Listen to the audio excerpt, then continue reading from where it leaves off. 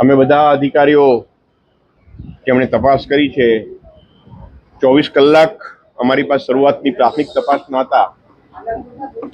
સરકાર જવાબદારો વિરુદ્ધ કાર્યવાહી માટે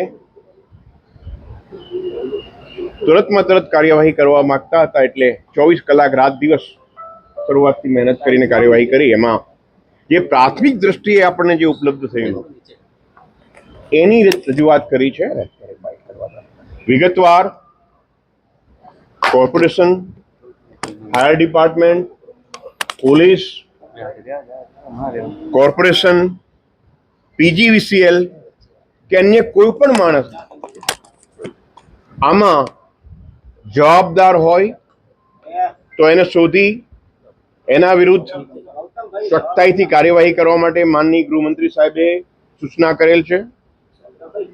અને એમણે ચિંતા વ્યક્ત કરી છે કે કોઈ પણ પ્રકારનો ભવિષ્યમાં આવો બનાવ ના બને એની ફૂલપ્રૂફ સિસ્ટમ બનવી જોઈએ અને તંત્રમાં જવાબદેહી, એકાઉન્ટેબિલિટી કોઈ પણ રીતે આપણે સ્થાપિત કરવાની છે.